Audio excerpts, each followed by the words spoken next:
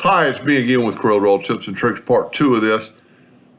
I started looking at this, and if you look at this logo, it's really, really small.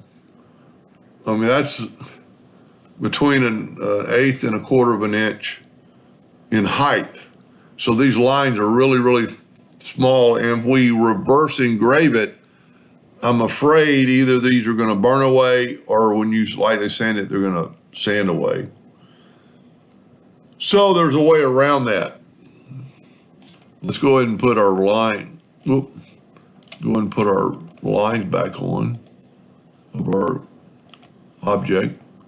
Let's go ahead and I should have done this pre-hand. Let's take away the fill. So this is the way it kind of looked. And the lines are just, there's two things we can do. One, if you look how thin those lines are, you have to group this together for this to work, Control G. Now this changes their logo, but just a hair.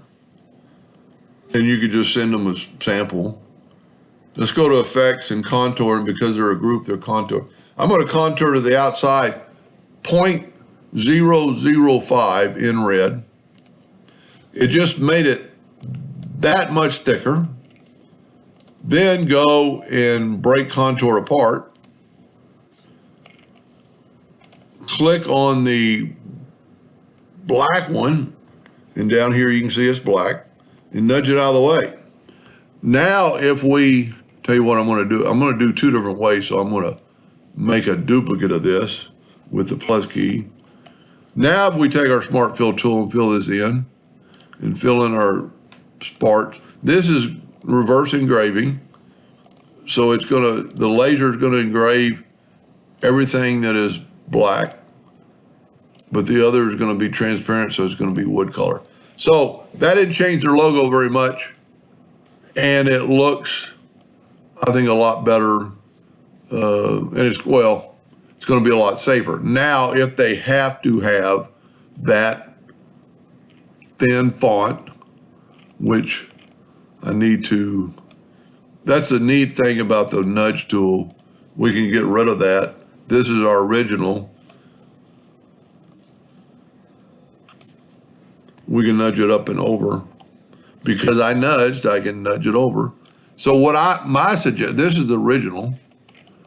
What my suggestion would be, if you want that same font, just fill that font in with black, there's your thin line like it was before. Take a rectangle or any shape, give it 0.1 of a curve, 0.2, and have it like a really curve. Now to get that even, select both of them and go CE. Now that curve is in the center. Maybe it's a little bit too wide because it's almost touching that. So you bring that, don't want to do that.